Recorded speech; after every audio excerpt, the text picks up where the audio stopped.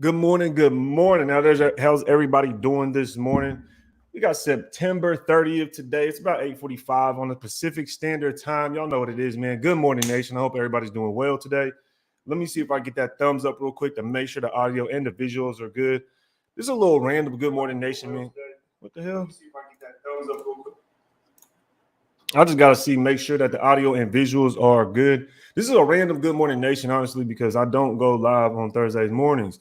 Usually go live on Monday mornings, but Monday I ended up having something to do for work. That's why I didn't go live on Monday morning. I apologize to everybody that did hit me up. I appreciate everybody hitting me up Monday, asking me where I was and asking me if I was going to go live for Good Morning Nation on Monday. But we'll get back to the program this next week. I just had to handle something, man. But I appreciate it. I see the thumbs up coming in from my guy Herman Mustard. Mr. Wake and Bake himself. Shout out to Rob in the building, man. And we're gonna give it a second to see some people pull up. But look, we're gonna have an interesting one, man, because I've yet to talk to the nation about what the hell's been going on with the Raiders, man. What the hell? How we end up 0-3? About 4 weeks ago, we were looking at ourselves like we would be in a position to be playoff contenders. We'd be Super Bowl contenders. And now we're in a position to be 0-3. Potentially 0-4, but I don't think we dropped to the donkeys, man. But that's my personal opinion. But I appreciate everybody that is pulling up this morning. If y'all can, while y'all rolling, hit the thumbs up button, get that algorithm cracking. I want to give some shout outs, man. First things first, shout out to Hadamaki for pulling up early before the show even started, man. And he got to start the show off right. He says, before we start, coach saying that we need to learn how to win. Raiders know how to win. Team has improved from last year. Who needs to learn again? And I think he's talking about McDaniels and that one. I agree with you, brother. But shout out to 3-time in the building. What's good with you folks? SVT, that's my boy right there. SVT, shout out to you, man. Hope everything is well. Alex S in the building. Raider Loco. What's good with you? Big boy Rob in the building. Wake and Bake. You know what it is. Digital Prez up in here with us. What's good? What's good? Nick 209 in the building as well. Paul Burton, I see you. Good morning, bro. What's good with it? What's good with it? What are y'all thoughts, man? I'm trying to jump into this, man. I'm trying to jump into this because I haven't got a chance to talk to y'all all week. I ain't even gonna cap. I ain't got a chance to talk all week. That's why I had to go live this morning because I've been seeing a lot of things circulating, talking about Josh McDaniels on the high seat, talking about Derek Carr not purposely not targeting Devontae Adams seems pretty crazy. So there's definitely some stuff circulating within the Raider Nation. Shout out to Quiet Storm. Good morning to you, man. Mike Morris in the building was good with it. Raiders down under in the building. Terry Ogden, what's up with it, Nation? What's up with you, Terry? Glad you're able to pull up on his TO. Norm in the building. I was hoping you were going live. Must have been to intuition. Yes, sir, brother. Appreciate you pulling up on us, man. I had to do it. It's been too long. Free Thinker says your merch is fire. Appreciate you, Free Thinker. And I see you with the chest.com. brother. In the profile picture, we're gonna have to link up because if anybody doesn't know, Ray be playing that chess. I'll be playing chess too, man. I'll be trying to learn from the Magnusons. One of my very close friends play chess too, so me and him be going back and forth. He's a lot better than me though. Shout out to William Merchant in the building. He says, "Ray, I've been depressed for 4 days because you didn't go live on Monday. All better now." Yo, shout out to William Merchant though, man. I had a little explanation. I had a little work to get to. You know what I mean? But we're right here going live Thursday morning because we got to get it cracking, man. Friday morning. Sup, Ray? How you doing, man? Look, I'm getting my days confused. 6:03. I'm over here talking about Thursday. It's Friday morning. TGIF. Thank God it's Friday. I'm tripping, yo. Y'all gonna have to check that out the door. If I make any mistakes, y'all check me in the comments. You know what it is, man. I got my days all discombobulated. Minish with the super chat, though, man. Good morning to Minish. Appreciate you pulling up on it. She's I'm flying in from London to watch the game. I really hope we win. Holy smokes. You flying in from London? I think we get that dub. We have to. We cannot start the season 0-4. If we start the season 0-4, I think we're really slipping away. Because that's a quarter of the season. 4 games, 25% of the season right there. I know we got 17 games, so it's probably more like 21%, but y'all get the drift.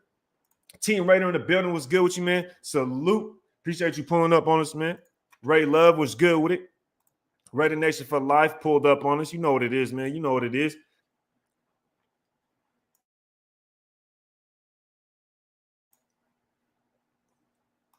Medwin, Tank for CJ Stroud or Bryce Young? Yeah, I'm not tanking, man. I'm not tanking. Look, if we're able to get a quarterback, we're able to get a quarterback. If that's what we do, that's what we do. But I'm not tanking. I'm not doing none of that because we have a lot to get to, man. We have a lot to get to. A lot of football left in the season. I'm not the type of person that's really going to be down this early. Like I said, when I stayed at the beginning of the season, 9-8 wild card spot, people thought I was tripping. I think we're still in that direction. Now, if we go down 4 games, it's going to be a little bit different. But I still think we have a 9-8 under our belts. 3 times. I've been depressed because we might be looking at 0-4 potentially. Potentially we could be looking at an 0-17, depending on how everything goes. If McDaniel stays on the team, if Derek Carr finishes out the season as the Raiders quarterback, we don't know what's going to happen. It's going to be crazy, man. Jorge in the building. What's good, Ray? Salute to you, Jorge. Appreciate you pulling up on us, man. Watch Raider Josh McDaniels just run the ball with Jacobs and no dropping touchdowns. Maybe we win. We definitely win, bro. We definitely win, Watts. Let me tell you something. And it's funny because Josh McDaniels, what we were saying all offseason. All offseason, we're talking about how run by committee. We have 5 running backs on the depth chart. And when it's time to run the damn football, we don't run the football. When we're up by 20 points in the fourth quarter, we don't run the football. So I honestly, man, I don't know what's going on with Josh McDaniels. He might be on the hot seat. A lot of people are saying he is, but I don't know if it's too early yet. What's good with Agent Red? He says, popping in real quick. What's the vibe for this weekend, bro? The vibe is a must-win game, Agent Red, and I think you know this. It's a must-win game. We can't go out there and lose to the Donkeys, let alone how they've been looking. They lost to the Seattle Seahawks.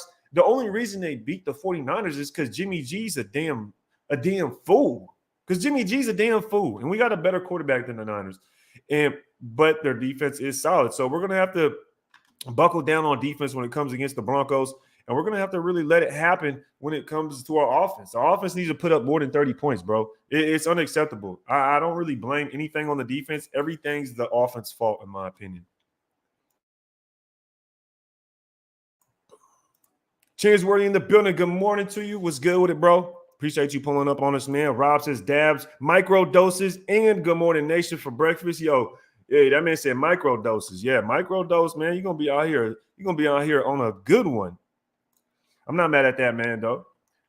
We getting that dub right. I think they put it together this week. We get that first one. It'll all fall in place. It has to, man. It has to. And the reason it has to is because people's jobs depend on it at this point. I think people's jobs depend on it at this point. It's obvious. Mark Davis is coming down talking to the coach.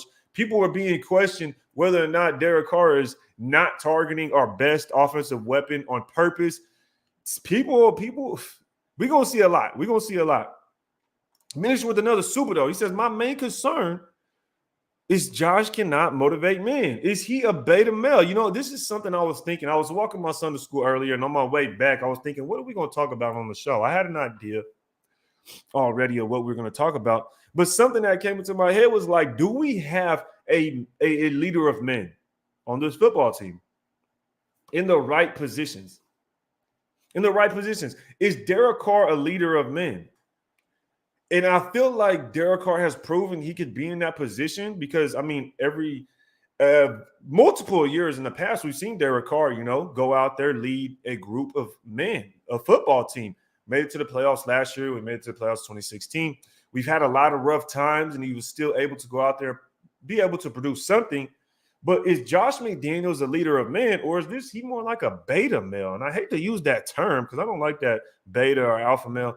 But is Josh McDaniels really just not selling the dream to the football team, and they're not taking it in? And that might be what it is. Berserk in the building, man. He says, good morning to my boy Ray. Let's get it. Yes, sir, man. Berserk, shout out to you, bro. Hope you're doing great. Hope you're doing great this morning. I hope the weather's nice out there in the Bay Area because it's been getting hot again out here in Sac, bro. Once Raider says up by 20, bro, and doesn't milk the clock with the run. Watts, I don't know, Watts. I think you need to make a phone call to McDaniels. Let him know he messing up, man. He's dropping the ball. He's fumbling the bag, as they like to say. Justin Gandy, Carr's a yes man, and that's holding us back. Throw the damn ball to whoever is open, not which coach is telling him. And I agree. This is what I'm saying. Carr has to go out there and make his own decision. As a quarterback of the Raiders for 9 years, you've had all these different coaches. if Josh McDaniels comes in here as a new head coach, it's not like he comes in as a successful head coach. He comes in as a new head coach, as a 9-year quarterback of the Raiders.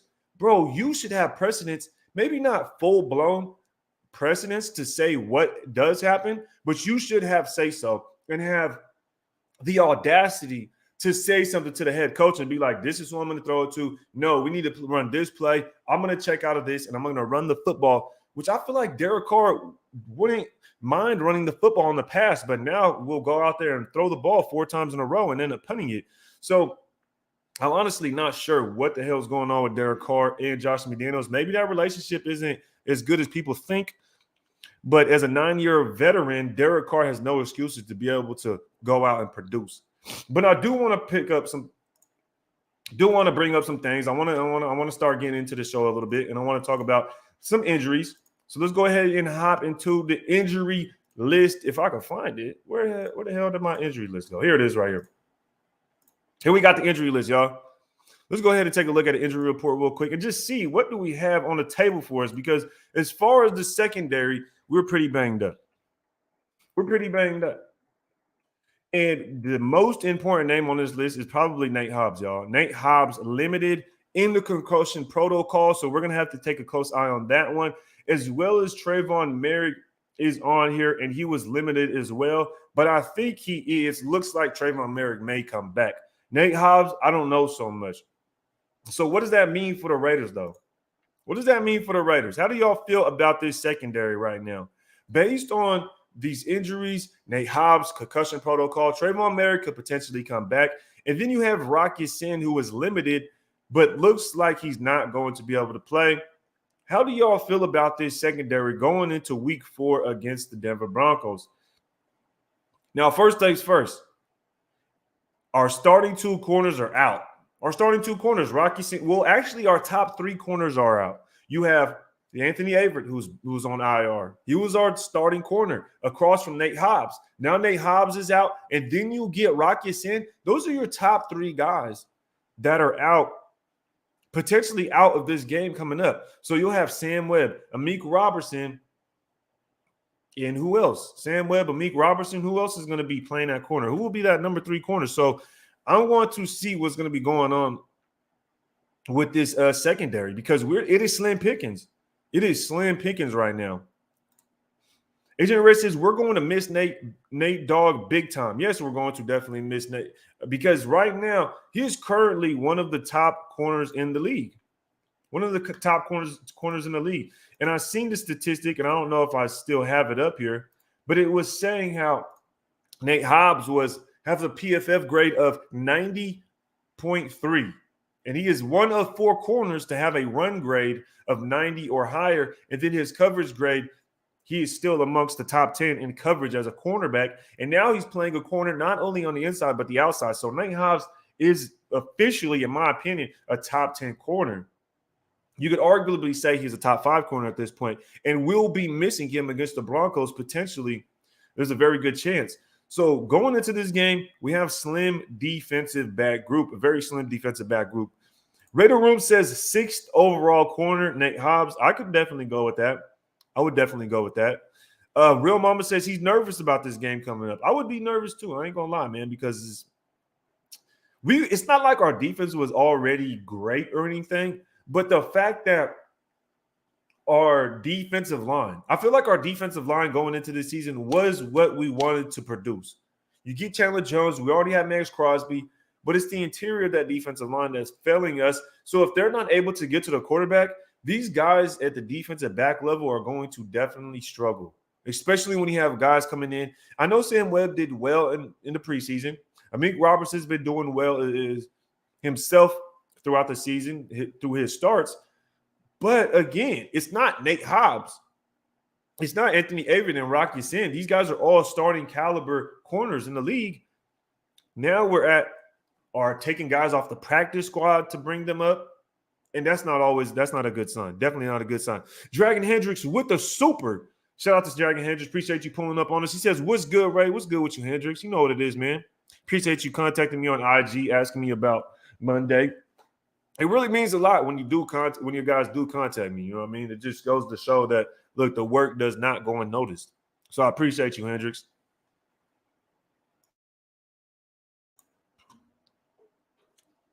Chef Silver says, what happened to Hobbs? So Hobbs got hit in the head. Well, I don't know if you could say he got hit in the head, but Hobbs got hit in the game going up against the Titans. I think he tried to make a hit on Derrick Henry, and ultimately he ended up going into the concussion protocol during the Tennessee game, and he might be out this week. And another guy that's dealing with a concussion is Hunter Renfrow, and he sat out himself last week, and he may sit out again this week. So it's just something to keep an eye on. I just wanted to bring this up for us. Hobbs had a concussion. Yes, Watts, most definitely. Sam Webb. We gambled on Chandler Jones, and it's looking like we got Lemon instead. And I'm not even going to go there. Amit going to be on who? Watch Raider says a tall wide receiver, and this is going to be a struggle bus for the Raiders because Amik Robertson going up against a guy like Courtland Sutton. Courtland Sutton, you're not going to be able to guard him. I'm sorry, Amik is not going to be able to guard Courtland Sutton. He's not going to be able to guard Jerry Jeudy. Now I know Jerry Jeudy does have a case of the drops, and he's not yet polished, but he's still a good wide receiver, even though he's on the Broncos. Jerry Jeudy's not bad. He's still a decent wide receiver. He still go out there, run some routes. He still get open and burn corners. So it's not going to be an easy task.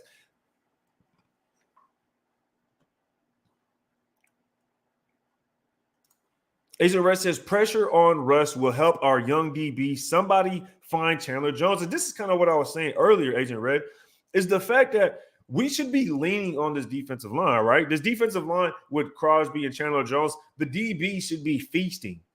They should only be back there for about 2.5 seconds having to cover somebody, but it seems like that's not the case. It seems like the case is the DBs have to cover people long enough for the defensive lineman to make a sack. And this is opposite. This is ass backwards. Why the hell are we dependent on our DBs? On our defensive backs? You got to think about it. All of our defensive backs, our corners, are either on a rookie contract or they're on a one-year contract. We don't have guys on getting contract extensions. We're not bringing in big-time free agents in the defensive backfield. No, we've only done that on the defensive line. All right, quarterback room, we have Nate Hobbs on a rookie contract. Rocketson on a one-year or on his rookie contract still. Anthony Averett on a one-year deal. Then you bring in the practice squad or the depth guys in the Meek and Sam Webb. So our defensive line definitely has to step up. Definitely has to step up. RJ says he tackled Derrick Henry. That's what happened to him. Yeah, he got blown up. He tried to tackle Henry, and you end up in the concussion protocol. Top of the morning, bro. Top of the morning to you, yo. My guy Goon in the building. Yo, it's Z. What's happening? What's good, my brother? You know what it is, folk. We out here. I'm gonna holler at you once I hop off of this joint. Eric Delk says 3-time to heard the Chargers are looking for fans. Quit complaining like a chick. Hey, that's funny as hell, bro. Raider Nation, yeah, you already know what it is. You already know what it is, bro. Austin Martinez says Amit can cover Jeudy or Hamler. I wouldn't trust him to cover Sutton. I wouldn't trust him to cover Jeudy. That's my opinion. I wouldn't trust him to cover Jeudy. Now, am I saying he can't at all and he's just going to get burnt every single play out there? I don't think so because Amit does have tendencies to go out there and make a play. But at the same time, we've seen him get burnt on several occasions. I haven't seen Sam Webb get burnt like a Meek, but I'm not going to really be too pessimistic about that situation. What's good with it? 2003 says, I'm a defensive-minded, and I would love to see us get a defensive-minded head coach. Defense wins championships. And it's interesting because the last time we actually seemed successful or were decent, we had a defensive head coach in Jack Del Rio. Let's be honest. Jack Del Rio had a better record than John Gruden ever did. John Gruden never led this team anywhere that Jack Del Rio did. So JDR definitely proved that having a defensive coach as far as being with Derek Carr or this stint of Derek Carr the last 9 years, that a defensive coach has done better. So we'll see what happens with Josh McDaniels because he still has some time left, but we'll see. We'll definitely have to keep an eye on it, man, because I wanted a defensive coach. I want a defensive coach as well. I'd rather have a crazy good defense and then let Derek Carr go ahead and do what you want to do out there on the offensive side of the ball. But it seems like his hands are tied right now, or that's the rumor at least. Meek can't even cover me. Oh, bro, you snapping, man. That boy snapping. Hamler is probably his cover. Yeah, Hamler kind of whack though. If we really have to sit there and say Meek's gonna cover Hamler, and Hamler is what is like the Broncos' fourth or fifth option, then that's pretty bad. I mean, because Meek is literally our fourth corner. Meek is our fourth corner, and we're talking about, and he's going to be a starter at this point. You feel me? Mo Dizzle in the building. He says, call me crazy, but I actually like what I've seen from JMD. So you like what you've seen from Josh McDaniels. And you're going to have to explain, Mo Dizzle, because I think Raider Nation is going to be a little confused by this comment. You like what you've seen from Josh McDaniels so far. Be a little bit more specific, because I wouldn't completely agree or disagree with what you're saying, but I would say there's been certain instances where Josh McDaniels had definitely dropped the ball. And I would say against the Arizona Cardinals, man, against the Arizona Cardinals, that was a situation he dropped the ball easily. So I would have to say I would be more upset with Josh McDaniels than I am happy with him, especially the fact that he's had a head coach job before. He's been an offensive coordinator, so it's not like he's stupid and doesn't know how to call plays. So when you don't run the football in situations when you should, when you go out against Tennessee, think about it like this also, Mo Dizzle. Not only against the Cardinals, but just situational football, right? Against the Tennessee Titans, we go out there, run the football, and we take about 10 minutes off the clock to open up the second half. To open up the second half, we take off 10 minutes of the clock because we pass and we run the football. We make it all the way downfield and we put points on the board. So what do we do when the Tennessee Titans take the field and Duron Harmon intercepts the ball and takes it back to Tennessee's midfield? The offense got the ball in Tennessee's midfield because the defense intercepts it, and then we score no points. We didn't even get a field goal, Mo Dizzle. We didn't even get a field goal. How does your defense get you the ball in enemy territory and you don't get any points at all? This is why. Because you go out there after the drive you just ran, it took 10 minutes off the clock. You go out there and you pass every single down and you get sacked and you punt it. That's why. So I would have to agree, or I'd have to disagree with liking what I've seen from Josh McDaniels so far, because we should not be 0-3. So that's a major concern. 2, his situational efforts have failed us dramatically, have failed us obviously just based on the record. So just the fact that he's not very good at prioritizing the run game when it's needed, or just prioritizing what he needs to do in that matter, it's very concerning, man. It's disappointing and it's concerning, to say the least. I didn't want Josh McDaniels. I wanted Doug Peterson. I wouldn't really have been mad with Doug Peterson. I would have liked Doug Peterson as well. I ain't gonna lie about that. Hamler is fast. Yeah, he's the speedster. He is speedster. Where is Cosby at? Look, I like Bryce Cosby. Is that who you talking about, Watts? I like Bryce Cosby. He's one of the guys I like. He has size to him. He played in the nickel. He could tackle. He seems like he's pretty smart, and he understands the game of football. He has a high IQ. I just remember one play out of the preseason. It was a pick play. They scored a touchdown on him. So he just has to be a little bit witty. Merchant says a Meek shut down Mike Williams. He can handle Judy. All right, we'll see. We'll see. I don't know. Yeah, we'll see what happens, man. I don't know if he shut down Mike Williams. I know people say that, but after watching the film, I think it's just more of if you're being targeted at that specific point. I wouldn't say he shut down Mike Williams.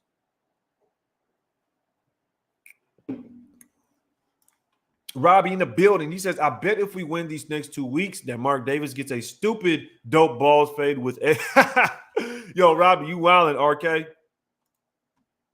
Hey, Red, I've been saying Mac is that guy since we first signed him. Carr hasn't had a talk wide receiver since home. A tall wide receiver. Yeah, and that's 100% true, man. And I got to say, bro, Eric Delk, anything I ever said about Matt Collins was blasphemy before last week, bro. Anything I ever said about Matt Collins was blasphemy. This dude has come in with his head down and made plays on the special teams. He makes plays on offense. And it seems like he's having a great relationship on the sidelines with the players and inside the locker room. So That's a very good signing, a very good pickup for the Raiders to be able to bring him in. And the fact he goes out there and he puts up career numbers in back-to-back games. In week 2, he puts up career numbers. Then comes out week 3 and resets that career high and goes out there and puts up like 160 for a bunch of catches. So shout out to Matt Collins for being able to put on. But it kind of sucks that he is out there being able to do that, but we can't have also a productive Waller and a productive Devontae Adams. We should have that. We could have had a Waller with three touchdowns and a Matt Collins with 160 yards. And that would have been beautiful. But, you know, the guy we paid is dropping passes. Robbie says McDaniels is soft as F. Yeah, I feel you, dog. He damn near soft. He might be that. I don't know. He's soft. There's going to be big changes on this D-line this offseason. Most will be gone. I don't know, man. I don't know, honestly, because this is what I definitely thought. I thought this offseason we would have revamped it. Now with Chandler Jones, which I thought was fucking stupid because we gave him so much money. And I said this about Chandler Jones. I didn't like the signing. Why are we going to go cash out a guy that's past his prime, that's a lot older? This is probably his last contract. And we're going based off of his name. Like Chandler Jones, we're going based off his name. He really, I don't know why, but Malcolm Kuntz should be getting a lot more burn. And we could have used all that money that we had to go sign a defensive tackle. Why do we, as Raiders, always settle at the defensive tackle spot? It pisses me off. Think about it. We could have had Christian Barmore. We take Alex Leatherwood. Last year, when I talked about the defensive tackle room, I said, why do all our defensive tackles on one-year contracts, and then when the season's over, we didn't have any? We had 0 defensive tackles. This year, we go out there and we draft Neil Farrell Jr. and Matthew Butler, which is dope because then we'll have defensive tackles in the long run now. But last year, we could have Christian Barmore instead of Alex Leatherwood. Can you believe that shit? But what do? We take Alex Leatherwood, and this year we have a new regime, and they got rid of him. So that's a waste of a first-round draft pick when we could have had Christian Barmore and Trayvon Merrick on the same damn defense. These are the mistakes that we make that bought us in the rear in the long run. So as far as revamping this defensive line, I don't know if that's going to happen because we drafted two defensive tackles already. Chandler Jones is on a contract. We still have Malcolm Kuntz. Max Crosby's not going anywhere. So it seems like we have 4 defensive linemen already locked in, brother. So, and Bilal Nichols. So I don't know if this defensive line will really actually be revamped. Maybe Josh is good, but he needs to take the baby trainers off Carr. Del Rio let Carr do whatever he wants on the offense, and so did Gruden. He's a big boy, 9-year vet who can make good reads. This is the thing, though, that I would have to say. Derek Carr shouldn't have to get permission from the coach. Derek Carr should just say it right off the script. He said, look, bro, I'm not doing that.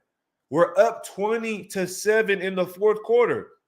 I'm going to hand it off to Josh. I know Josh can get it done. I'm going to hand it off to Josh Jacobs. I'm going to hand it off to Zamir White, whoever's back here, because this is what the team needs. This is what we need to do during the game.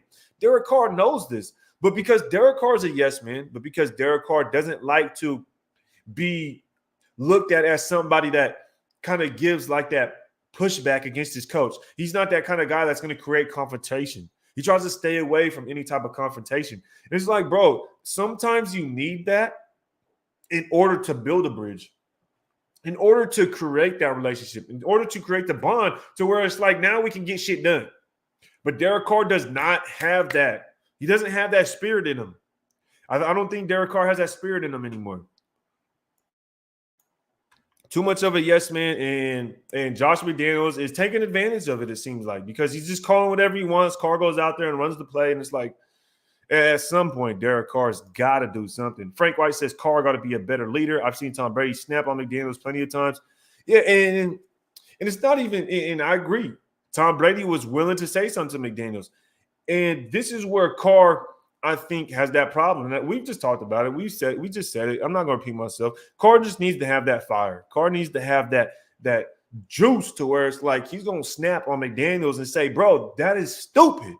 Why are we going to run the football? Excuse me. Why are we going to pass the football 4 times in a row and we're in not run it once?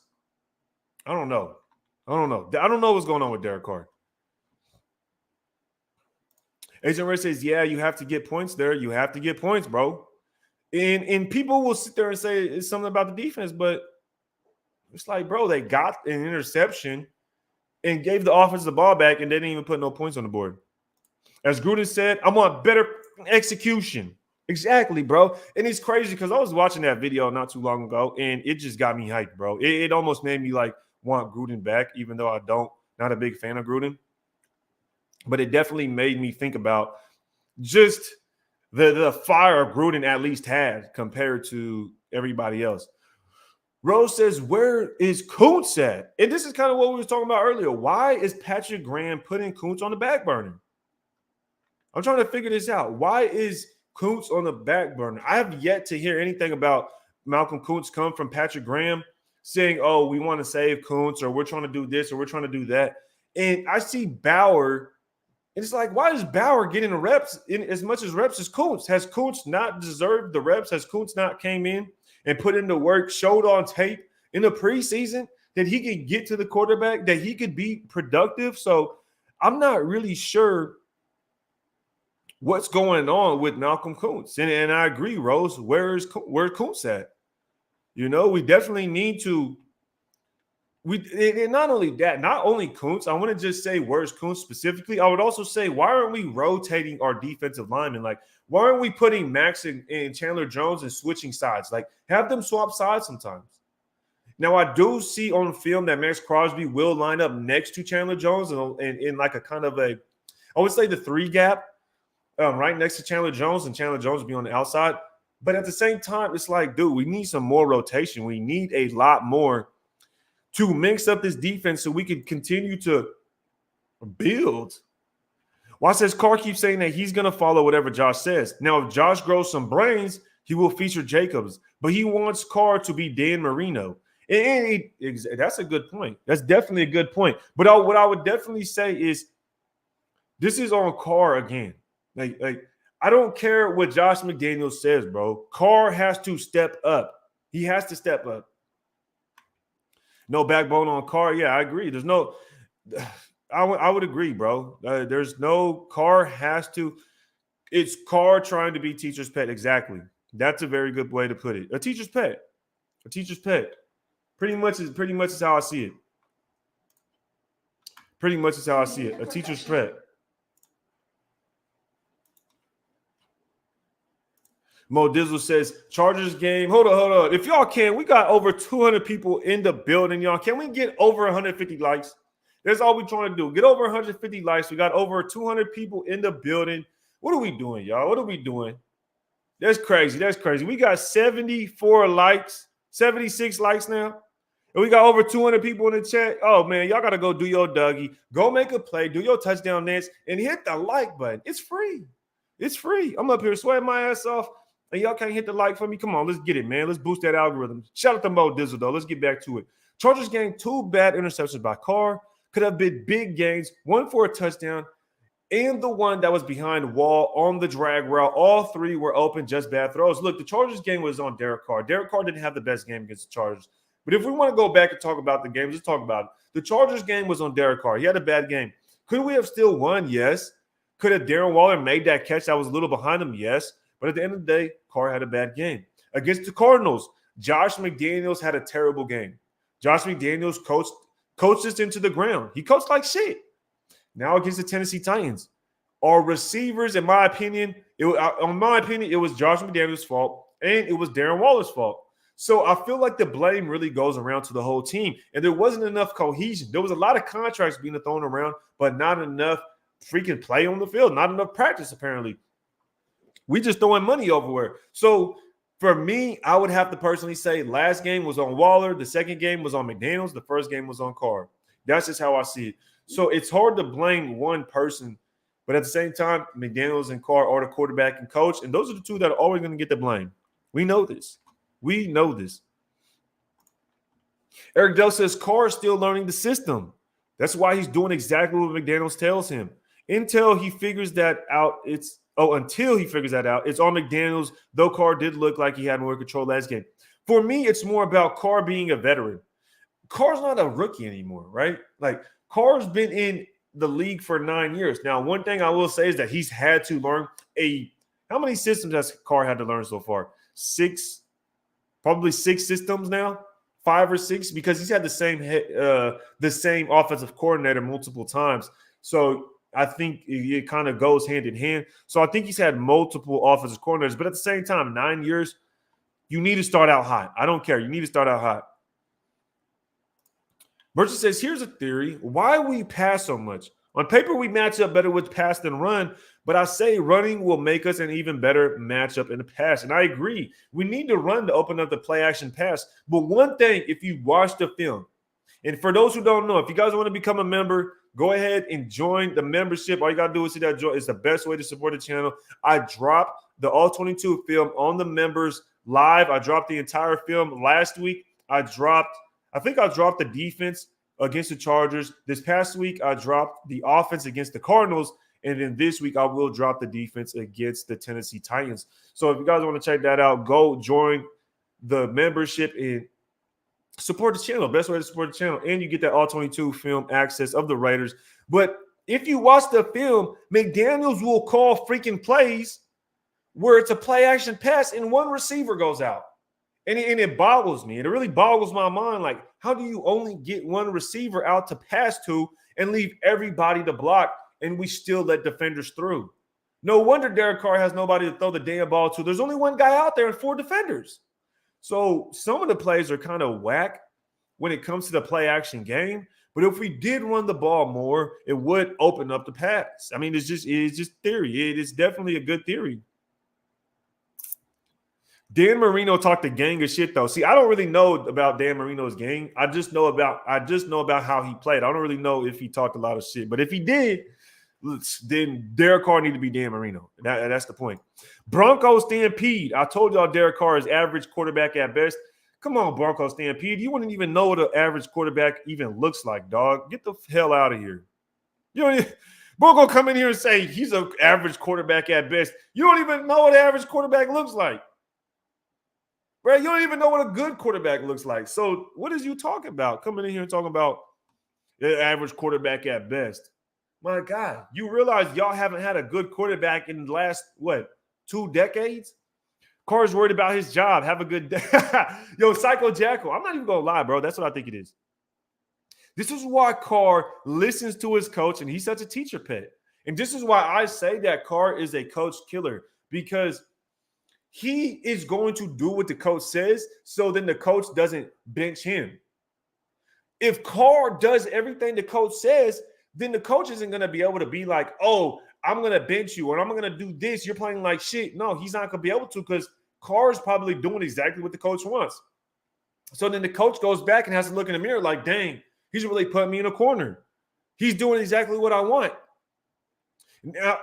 Now as far as the Derek Carr on that end, he's saving himself by saying, I'm doing everything the coach wants. I'm doing exactly the way the coach wants. And what that does, it takes the blame off of Carr and then puts it on the head coach. Really, you're calling out the head coach at that point. That's how I see it with Derek Carr. Because even though Derek Carr will also say, oh, I'll take the blame, blah, blah, blah. No, you're not. No, you're not. You're playing these mind games. And that's what Derek Carr does. He plays these mind games. He goes out to the press conference, and he's like, I'll take all the blame, but I do everything the coach wants. What the hell does that even mean? What does that mean? How do you take the blame, but then say everything you're doing is based off of the coach? That doesn't make sense. So for me, I think it's Derek Carr trying to pass the blame and put his coach in the corner to where now his coach is like, damn, he's doing everything I want. But at the same time, it's kind of like, bro, just pass it to whoever is open. Like, dog, like, go out there and make it happen. But by him saying, I want to do it the way Gruden wants, I want to do it the way McDaniels wants to do it, he wasn't saying that shit with Jack Del Rio. He never said it with Jack Del Rio. It was always after he tried to save his ass because he started getting blasted on the media. Now he's trying to use his coach as a scapegoat by saying, I'm doing what the coach wants. Now I can't get fired. It's the coach's fault. So that's how I see it. That's definitely how I see it. Dan Marino was the Dolphins. All pressure was on him. Carr's and Dan Marino is my point. Oh, okay. Well, this is the thing. Dan Marino was a dog from what I know. You know what I mean? He's one of the most underrated quarterbacks ever. Just because he didn't win a ring, he ain't going to get that recognition, though.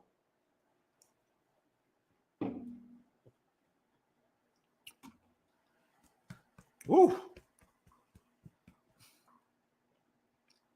Is he afraid to be himself?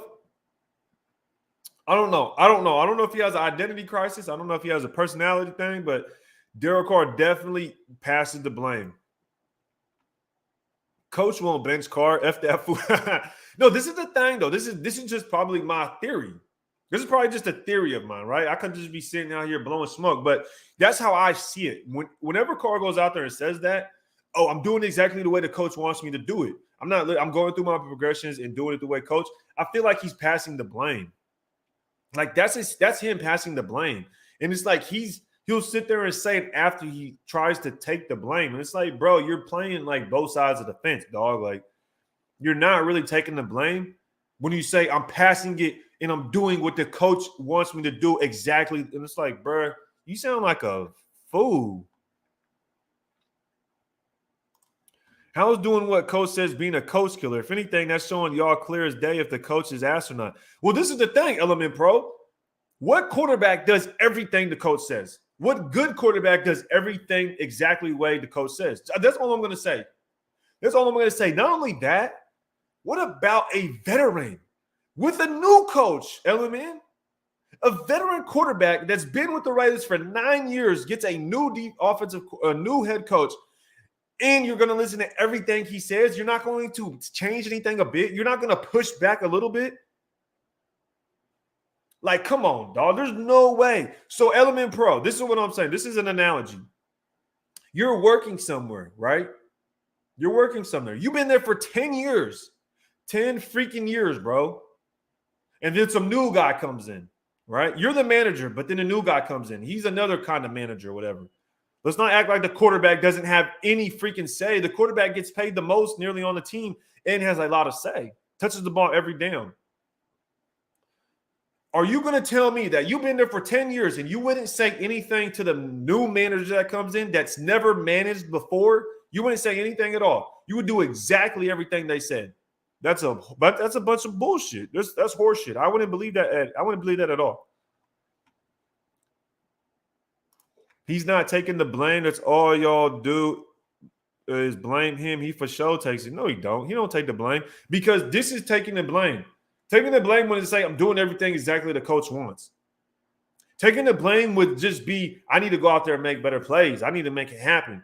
You know, I made a couple of bad plays. I wish I could take those back. But look, I need to go out there and make better plays. It's as simple as that.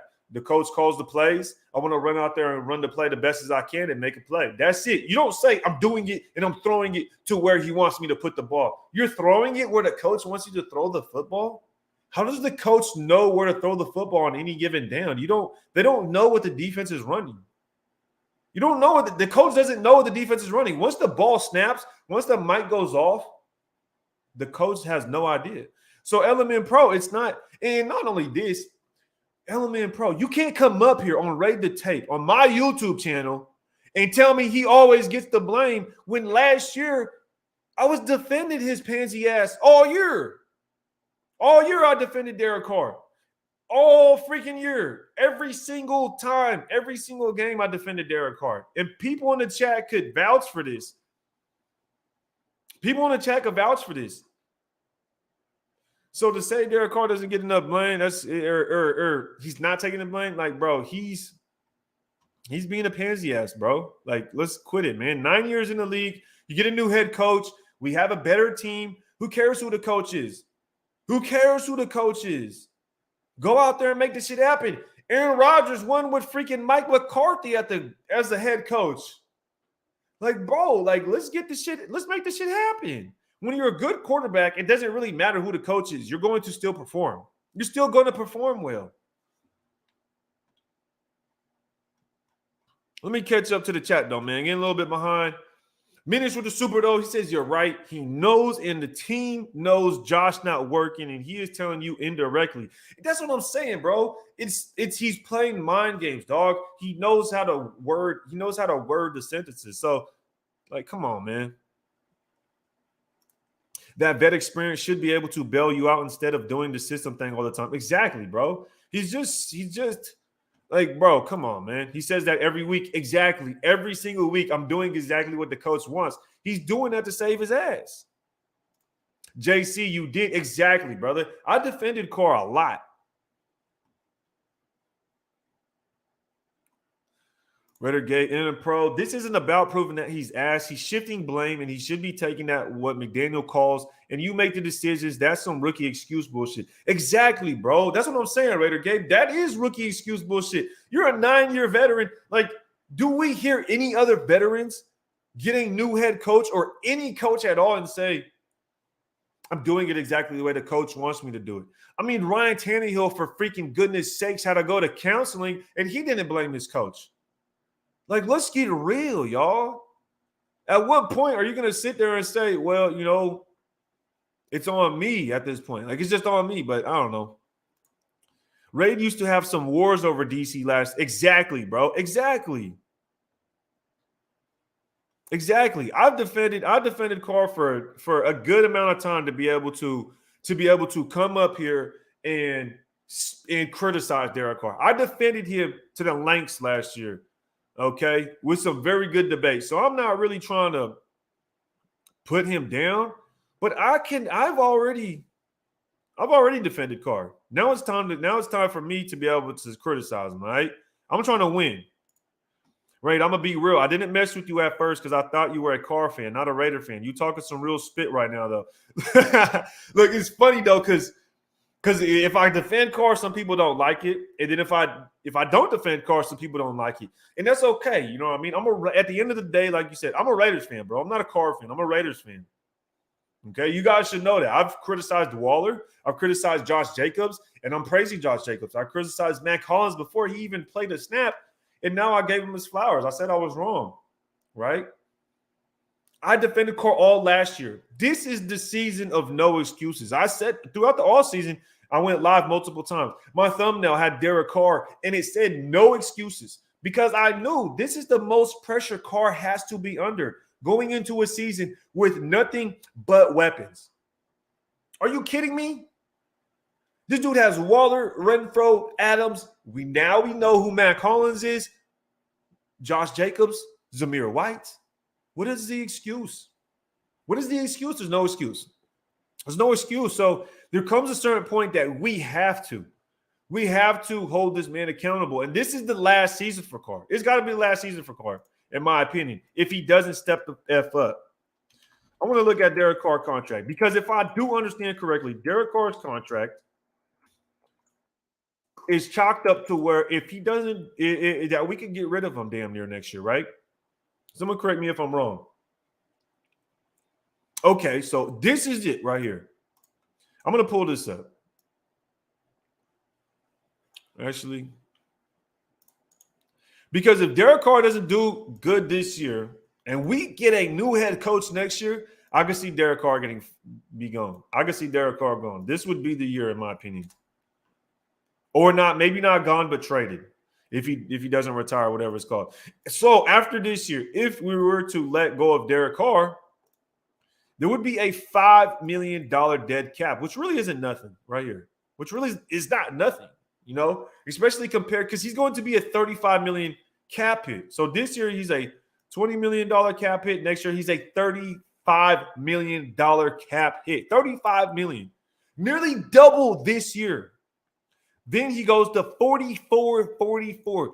Are we going to pay Derek Carr $44 freaking million more than double than we pay him now?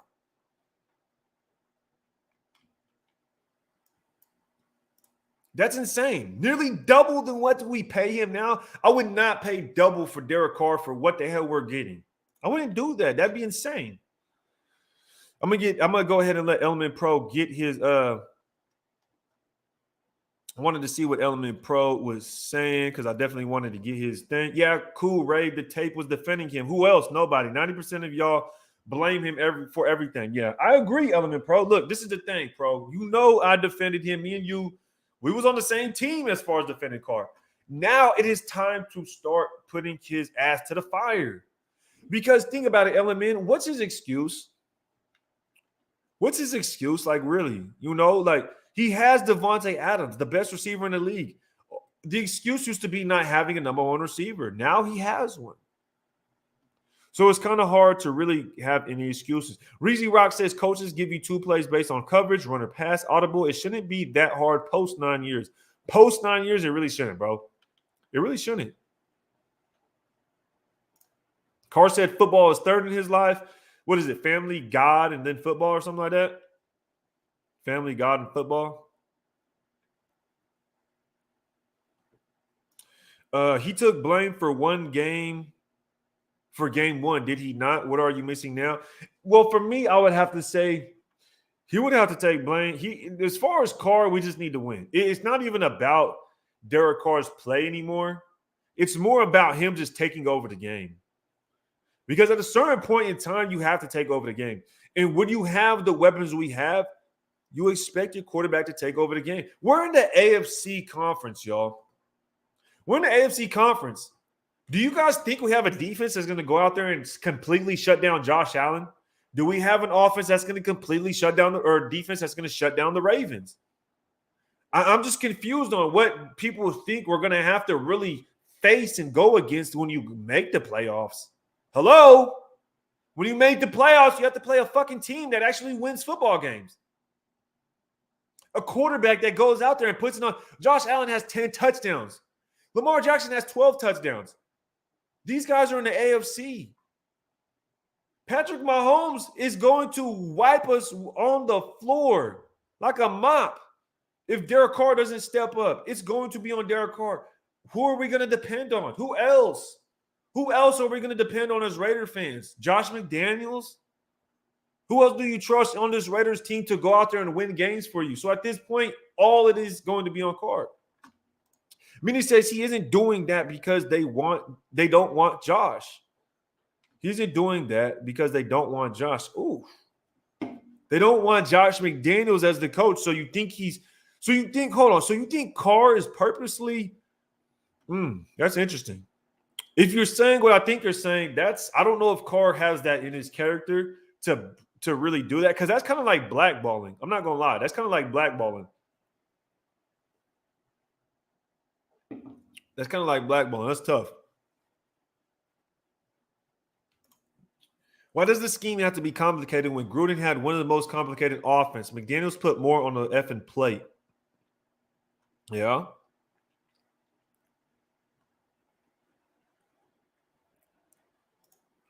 Raider Chubb says Carr says it won me all the time. It says Carr says all the time.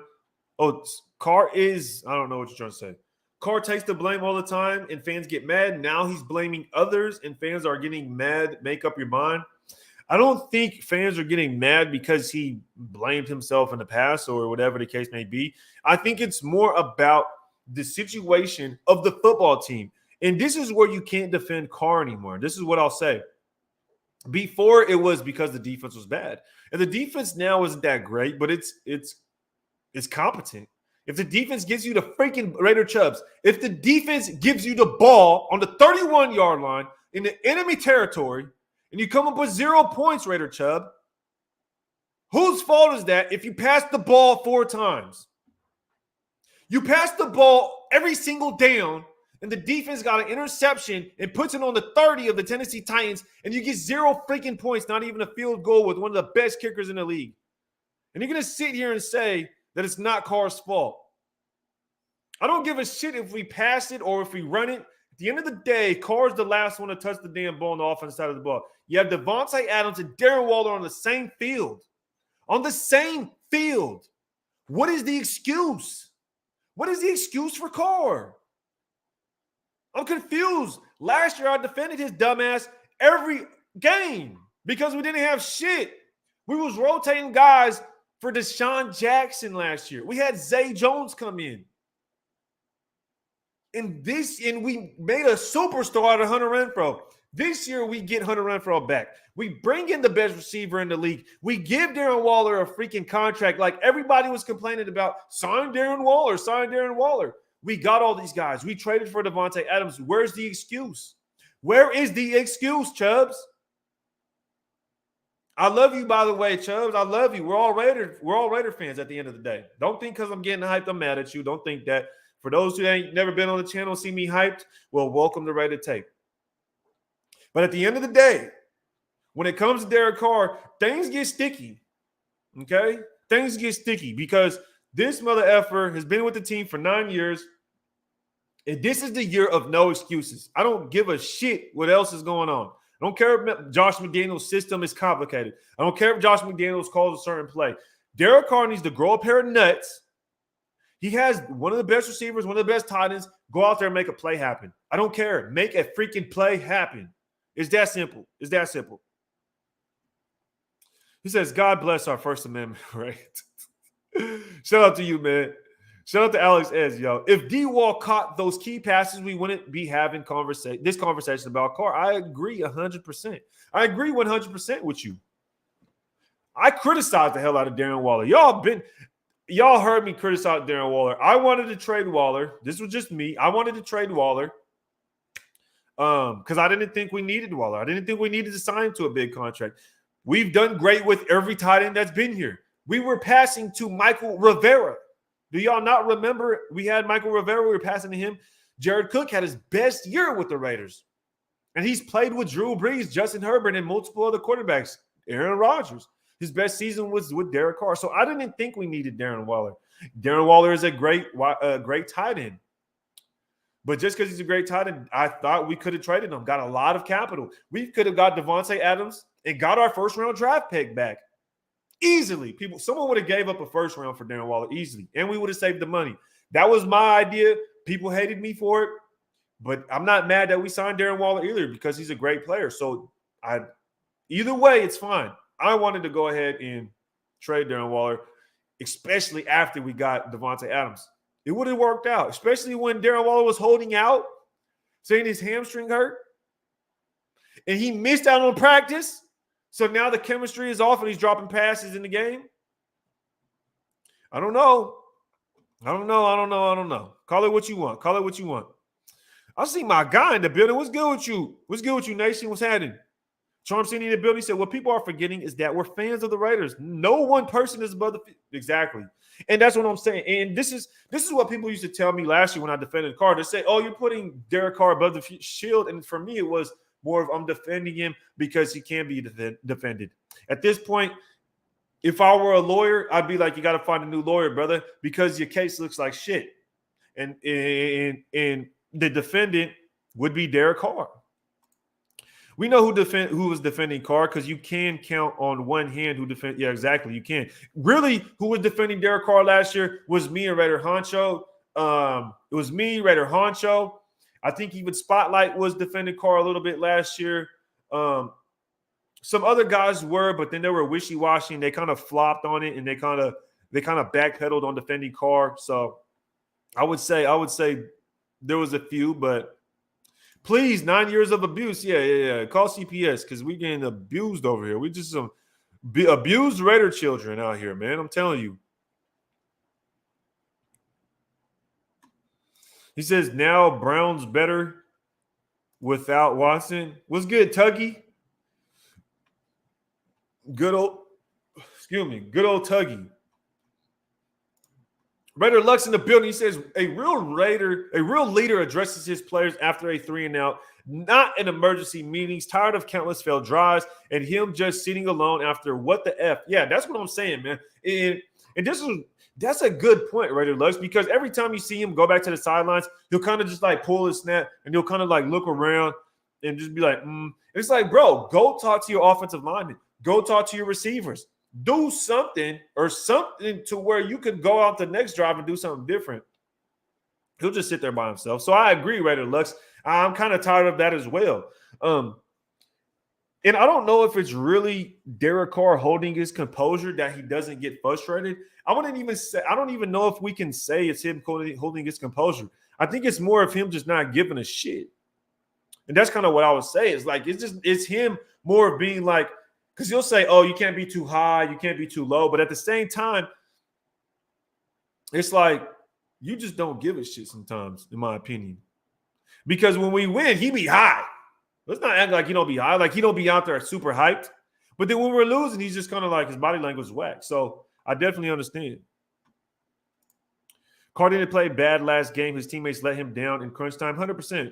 100%. Darren Waller, specifically Darren Waller, let him down. That's what I would say. Justin JD in the building. What's good with you, man? Appreciate the super. He says, I think it's an either or situation. If no playoffs, it'll be either Carr or McDaniels getting let go, not both. Well, I would say this, JD. Carr would not be let go. I don't think Carr would be let go. Josh McDaniels would be let go way before Carr, in my opinion.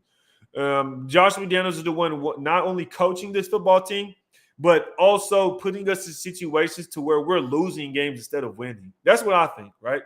McDaniels is saying stuff on situations to where it's more of, oh, we're still trying to learn how to win. We just made the playoffs last year. If you make the playoffs, you can win. So Josh McDaniels, he's the one that needs to learn how to win, right? He's the one that is coming in here trying to figure out, oh, what do we need to do to win? So I think it's more Josh McDaniels that would be let go way before Derek Carr, And especially the fact that I had to say this in one of my videos earlier this week, but I didn't realize, I was so used to having Gruden and having that contract hang over our head. Like Gruden staying here, 10 years, $10 million contract, right? So I had that stuck in my head. So when we got Josh McDaniels, I almost forgot that you could fire a head coach. Let me be honest. I'll be honest with y'all. I almost forgot you could fire a head coach after a few weeks because of how it happened with John Gruden. So now it's kind of like I got that feeling back, and it's like, yo, we could potentially see that. We could potentially see a guy get fired. And an interesting tweet, though. I'm going to bring up some history for you guys. RIP to our late, great owner, Al Davis. But Josh Dubois, if you guys don't know who Josh Dubois is, he's a writer that covers the Raiders, and he puts a lot of information out. But something I want to bring up is he did have a comment about his son. And I want to see. I thought I shared it, and I wanted to bring it up for you guys so we could talk. Here it is right here. So it's a tweet about Mark Davis from Al Davis. And here we have, it says on Mark Davis. This was in the past. This is when Al Davis was still here with us. And he says, this is on Mark Davis. He says, he never understood how I could let someone go. He just doesn't want to get into that part of it, but he will own it someday. That is, if they let me go to my maker. And so basically he's saying, once I pass, if they let me pass, Mark Davis will take over and he will have to be part of the firing process. So I think it's going to be an interesting dynamic to see Mark Davis in this kind of situation, because we've seen in the past how Mark Davis doesn't like to fire people. Let's be honest. We had Jack Del Rio. He gave Jack Del Rio plenty of time. He gave Reggie McKenzie plenty of time. Then we come in with John Gruden. We see an outrageous contract, a crazy contract with John Gruden, and then bringing in Mike Mayock. So he loves to give people the benefit of the doubt, obviously. He doesn't like to fire people, apparently, based on what Al Davis said about his son, right? So it's just interesting that he says he doesn't want to get in that part of it. He never understood how I could let someone go. So I think this is very, very, this is dope because it's Al Davis. We get to bring this back up. He's talking about his son in the past. This was probably about 12, 13 years ago this was said. But I feel like it's very true, and it holds a lot of weight because, like I said, the past two regimes, Reggie McKenzie with Jack Del Rio, John Gruden, they stayed. He gave them opportunities. We didn't do well in our first season with Jack Del Rio. We didn't do well our first season with John Gruden. We were terrible. We drafted Cleveland Farrell. So that, and with the number 4 pick. So I don't know if he's going to fire Josh McDaniels this first season. It would be very interesting. And I want to be I don't know if I'm the first, but I want to be someone that brings this idea to Raider Nation that, look, I wouldn't be surprised if Josh McDaniels doesn't do well this first year and still doesn't get fired. I wouldn't be surprised. So I want to bring this to you guys just to kind of give a different perspective. Although we are hounding on Derek Carr, we're hounding on Josh McDaniels and this new coaching staff, Dave Ziegler, the new GM, I wouldn't be surprised if we seen these guys next year. Even if we do bad, I wouldn't be surprised to see them next year, all right? Now, if you guys think I'm crazy, batshit crazy, and I'm trying to throw shit at the wall to see if it sticks, let me know down in the chat. But I thought it was an interesting quote, and I thought it was pretty dope that we could hear from Al Davis, although he's no longer with us. Shout out to Minish Man. He says Mark Davis could play call better. Exactly. This Mark. Oh snap! I read that wrong. Mark Davis could play call better. I don't know about that, bro. I don't know about that. Probably situationally, but most definitely. Let him know. Ooh, shout out to Simone Raider here with us, man. My guy. The big Oos in the building. I've been seeing you at them games, bro. I've been seeing you at them games, brother. And boy, the fact that we're 0-3, you might be bad luck. Oos, I ain't even gonna cap. No, I'm playing with you, dog. I'm just playing with you, bro. Hey, by the way, if anybody didn't know, I just beat Samoan Raider in fantasy football, so go let him know next time. Hey, Ray beat you in fantasy football. Shout out to the Oos, though, man. Shout out to the Oos. I got to give him a hard time. It was a close one last week. If Saquon Barkley would have scored another touchdown, you would have beat me, dog. You would have beat me. Not going to lie. I'm feeling uneasy going into this game. Donkey's defense ain't no pushover. Definitely it's not a pushover. Red zone offense better wake the F up. And this is another experiment, right? This is another experiment, you could say, another theory, is that with Jack Del Rio, this is another thing, and I'm glad you brought this up, Shima. Thank you for the super chat and always supporting the channel, brother. And this is another theory I wanted to bring to you guys. When Jack Del Rio was here, Derek Carr and the Raiders averaged a top 10 red zone offense. Averaged a top 10 red zone offense with Jack Del Rio. The first season John Gruden got here, we finished 22nd in red zone.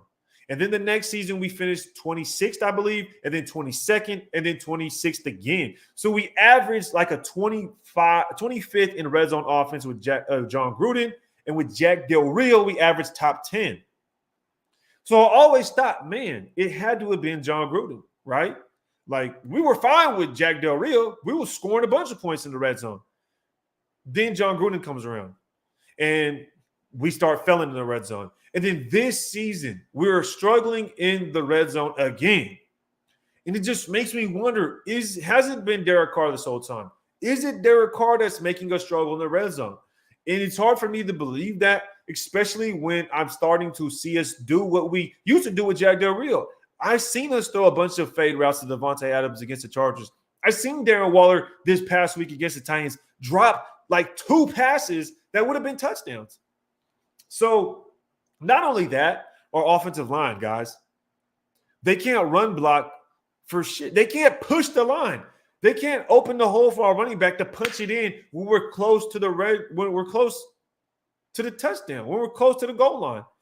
And if I remember correctly, John Gruden really built the offense around that offensive line his first season. Remember when we played the Donkos? What the hell am I even thinking, bro? The Donkos. I might call them the Donkos from now on. Remember when we were playing the Donkos? And it was a Monday night game, season opener, and I think it was John Gruden's first game. May have been his first game or his second season of the first game of his second season. And we bullied the Broncos on the offensive line. Josh Jacobs was going off. And at that point, we were like, bro, we're a strong running football team. We have not been able to do that since. We have not been able to do that in a very long time. LMN Pro, that's a fact. I want to see them talking more after bad drives. Get it right, yep. We need to see that communication on the sidelines. Maybe it's a Josh McDaniels thing. Maybe, I don't know. Dragon Hendricks, bro, appreciate you. He says, Carr is too content with life, in my opinion. He has a good family, plays with his best friends for the team he loves. He doesn't need a Super Bowl. He's too sane. Oh, snap. He's too sane. And, you know, you kind of have to add in there that he already has a plan after football to be a pastor. So if this doesn't work, he doesn't really care because he'll just be a pastor and go to church. And I don't really want to bring his personal life into it, man. I really don't. I really don't. I don't like to do that, especially when it comes to football. I don't really know these guys on a personal level. It's not my place to speak on them. You know, he's probably and at the end of the day, Derek Carr, I believe, is a very good man.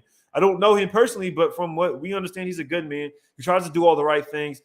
And I wouldn't want to talk down on him personally. But based on the football aspect, this does make sense. He does seem pretty content. Like, regardless of what happens with Derek Carr. And he said it before. He's like, bro, if this doesn't happen, if I don't play for the Raiders, I'll just retire and I'll go be a pastor. And people did bring it up when he was saying that in the past. People did bring that up, but that's what's kind of, I don't know if I'd really stick to that, but that's kind of scary. I ain't gonna lie. I appreciate that aspect though. Dragon Hendricks, I appreciate the perspective. Sometimes it's not always about being right. It's always about having a different perspective, brother. And I do appreciate your perspective. That was a good one. Billy Crow says, oh my goodness, Billy Crow, what the hell is going on with your profile picture, brother? That looks like a good Tuesday night. If McDaniels goes, does Ziegler stay? This right here is going to be the comment of the day. This is going to be the comment of the live, y'all. Let me know down in the chat right now. Shout out to my boy Farrell. I see you, man. Shout out to Billy Crow. Let me know down in the comments right now. If McDaniels goes, does Ziegler stay? Let me know. Y'all need to let me know right now, man. He said, big worm. Facts. Shout out to Will Merch. He says, is it possible if Josh gone by 0-6, Gruden takes over until season end? Hell no. I don't think that's possible at all, bro. Gruden ain't never coming back. I'm sorry, guys, but we'll never see Gruden back, bro. Because the thing is, what Gruden did was wrong. I don't really give a shit what Gruden did. I thought it was some pansy ass shit. Excuse my language. Y'all know I don't like to curse that much, but it was pansy, bro. I don't really care what Gruden did, and I'm black. You know what I mean? I'm black, white, and Vietnamese. But I grew up as a black man, so I don't really care what Gruden had to say. It didn't really bother me. I just thought it was kind of stupid. Like, I thought he was just talking mess. He was just talking shit. I mean, Gruden did it all the time. So the fact that he got fired and got blackballed and all that stuff was crazy to me. I'm like, okay. But the fact that it happened, he backpedaled and he apologized for all that stuff. That's, for me, that's where I think Gruden messed up, by backpedaling and apologizing. That's just my opinion. Like, some people say, oh, he had to apologize. For me, I wouldn't have resigned. They would have had to come for me. But at the same time, that's just me. You know what I mean? If I do something, I'm going to stand on it. And I'm not going to backpedal, because the moment you backpedal, that's when people start to say, yes, he was wrong. Now we can punish him. Now we can bash him. But if you don't backpedal and you say, yeah, I said it, and I said it. I'm not, if you would have just said, yeah, I said it, I'm not racist, though. I said it. You know what I mean? I'm not sexist. I'm not, you know what I mean? I'm not whatever, a pervert or whatever it had to do with women. And he just stood there and be like, I was talking mess. People would have bashed him, but he wouldn't have got bashed. Because at that point, they know he don't give a shit. And you can't bash somebody that don't give a shit what you think. That's the problem. Once you give the audience the power, once you give other people the power to bash you by apologizing, that means you care what everybody around you thinks once you apologize, because you're worried about the repercussions. If you wanted to apologize and been like, look, I'm not racist. I don't mean to offend anybody, but I was talking shit. He would have been fine. But once you backpedal, you lose. Once you backpedal, you lose. Just remember that.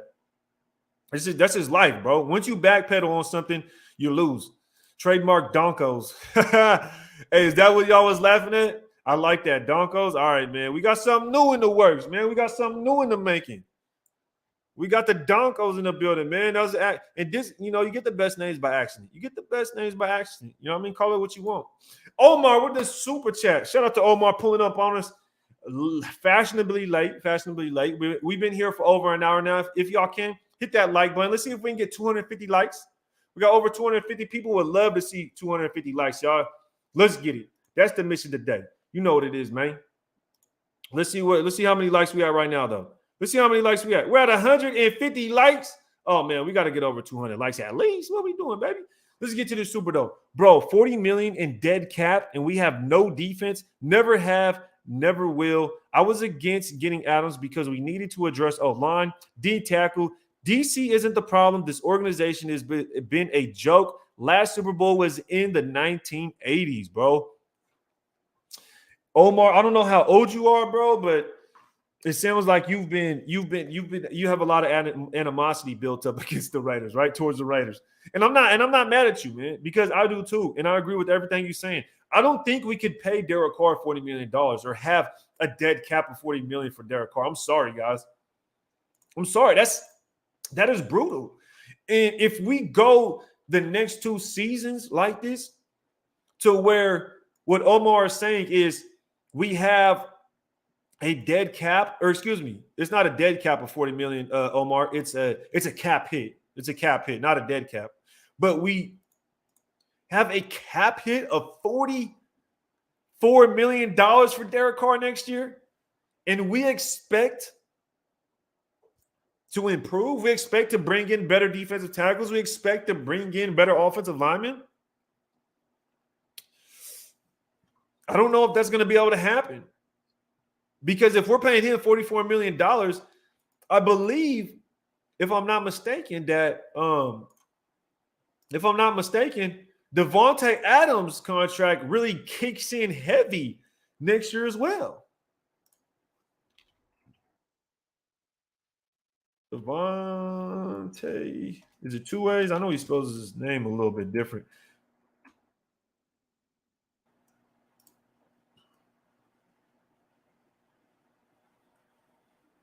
I want to see what Devontae Adams' cap hit is real quick.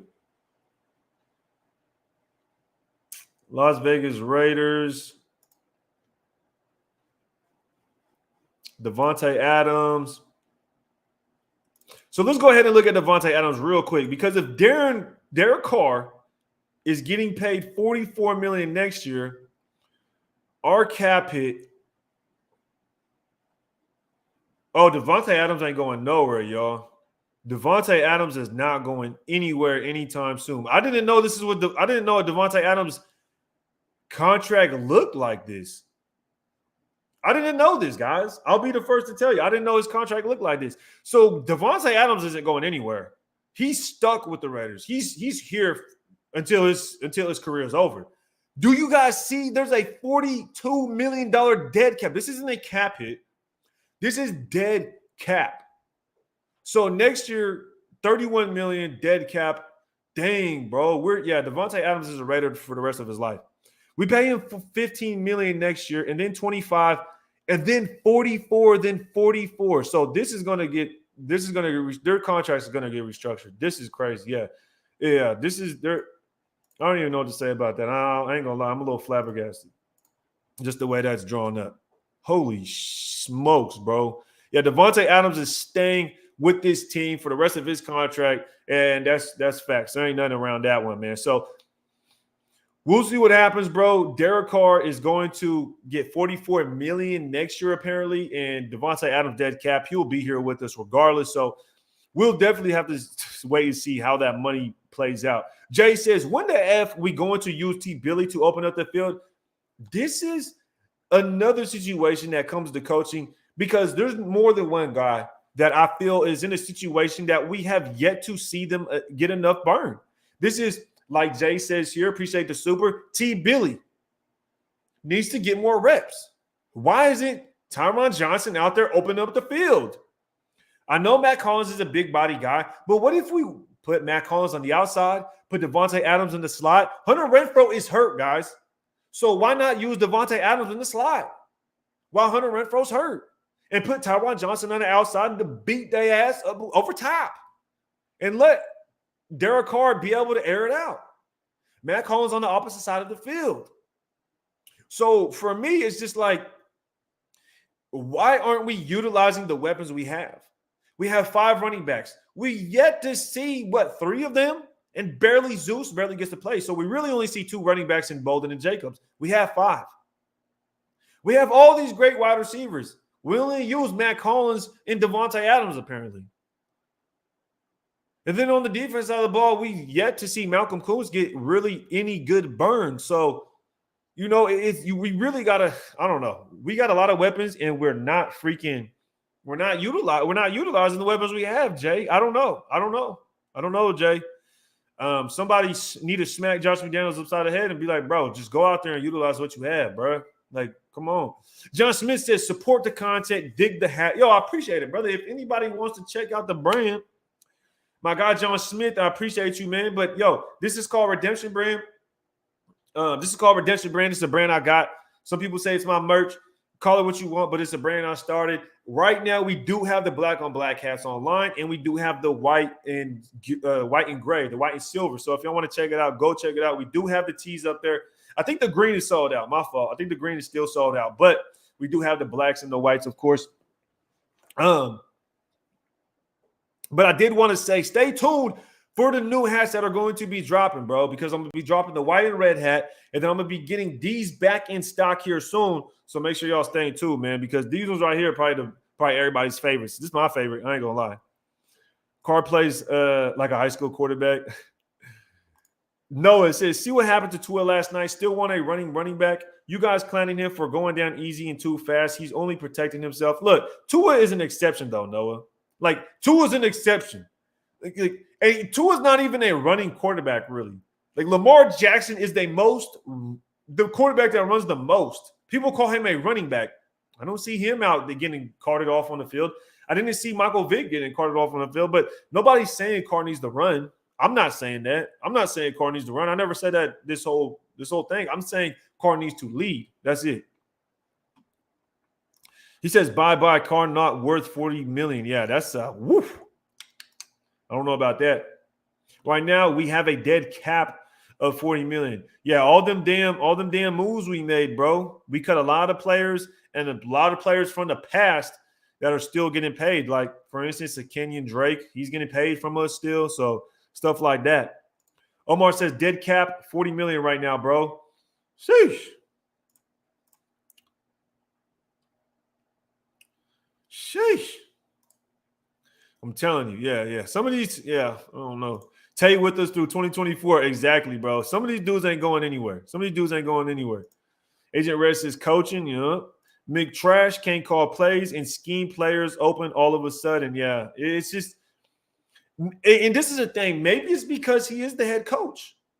Sometimes when you change positions, it just doesn't work out for you. Sometimes taking that next step of responsibility is too much for a person, and they're just better focusing on that one task.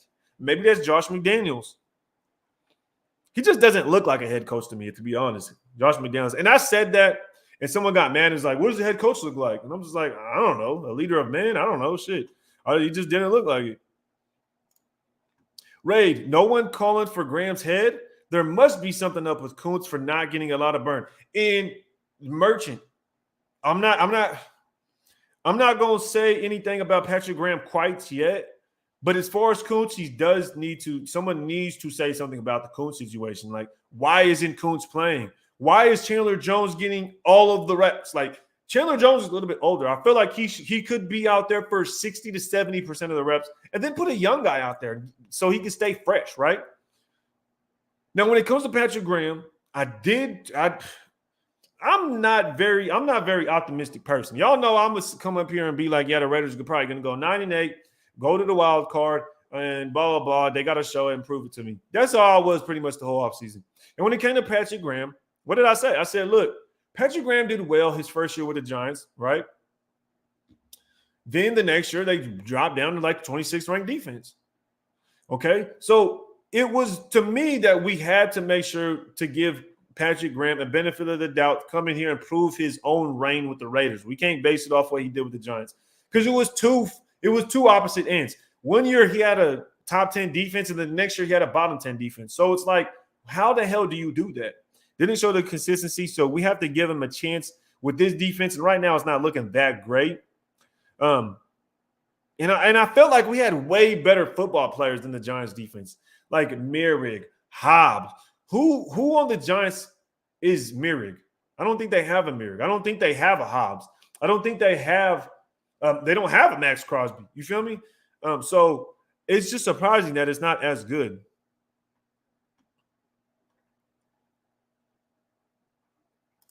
Dragon Hendricks says, when Eagles won the Super Bowl, they were known for always having a fresh D-line. Yes, they did. And their D-line was just beast, though, man. Fletcher Cox and Brandon Graham, like, bro, sheesh. And this is the thing. You have to have a defensive tackle, bro. You have to have a good defensive tackle. And we're the only ones that stand back and be like, oh, we're going to sleep on the defensive tackle spot. When really you look at it, and it's like the good defense have a good defensive tackle. You could have subpar edge rushers and have a dominant defensive tackle, and those edge rushers are going to look good. Look at the Rams. Their edge rushers always look good because the interior is freaking blowing it up. So if we were to get a Christian Barmore, then we would be solid, but we're sleeping on the defensive tackle spot.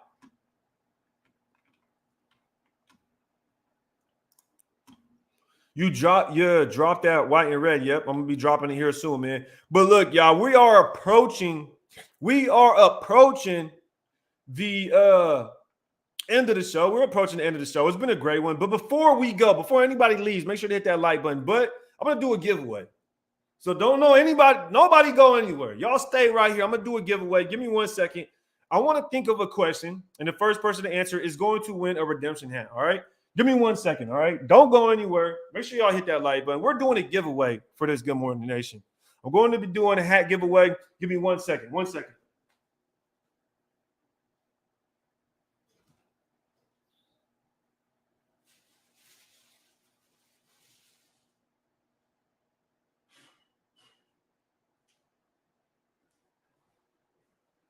All right, y'all. Let's get this giveaway started, man. We're going to be giving a redemption hat today.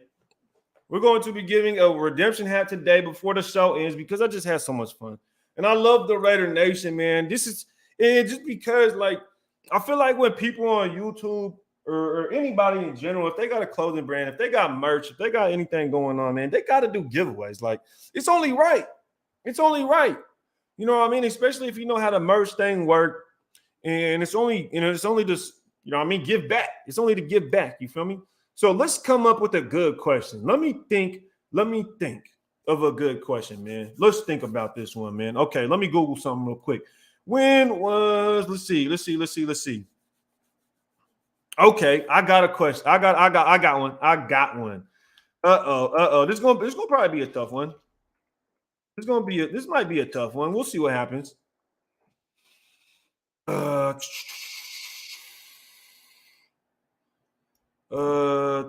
This is going to be a cool one.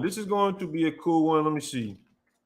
Because I think the last time we did a giveaway, y'all, what was the question? The question last time was when was the Raiders?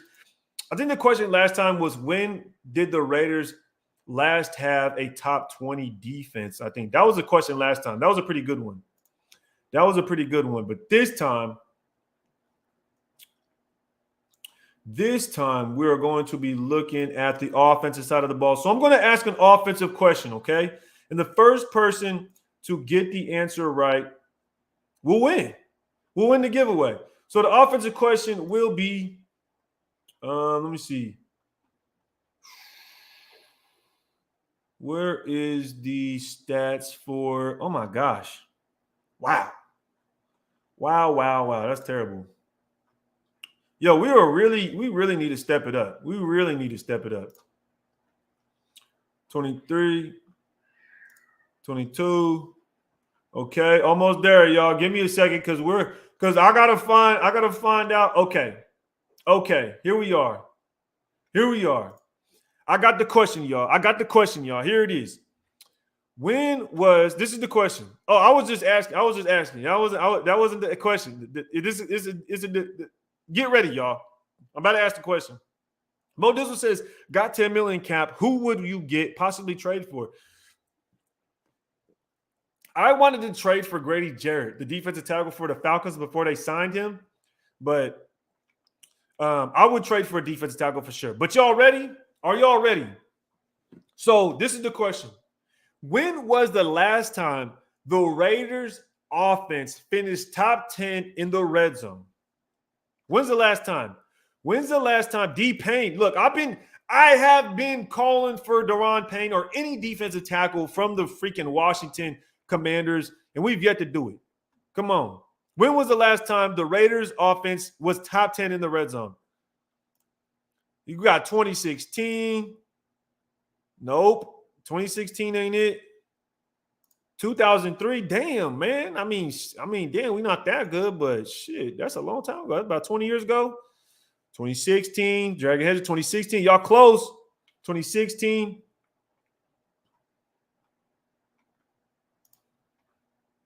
West Side Mafia gets it. 2017 was the last time the Raiders had a top 10 offense, top 10 red zone offense. That was the last time. And for those who don't think I'm telling the truth, ain't no capping in my rapping. You understand me? Let me pull it up for y'all guys because I got to show y'all the facts. Here we got the Raiders. Let me see where we at. 2017 Oakland Raiders. And let me scroll down for you guys and you'll see here. Red zone offense. Ranked 7th. We were ranked 7th in red zone offense in 2017, guys. And that concludes the show. Everybody congratulate Westside Media. Appreciate you pulling up on us, Westside Media. Won the giveaway. My God, my God. A lot of people put in 2016, man, but nope, it was 2017, dog. Who was that with y'all? Just Derek Carr, the high school quarterback? Oh, great question. It's been a minute. That's sad. Look, hey, call it what you want, man. Call it what you want. Rob Lopez says lies. Ain't no lies, bro. I just showed you. I just fact-checked it. Edgar V says, bro, I had that one. It's all good. Congratulations. Edgar V, I didn't see your comment. You mean, did you know, like you had that one, like you knew, or let me see.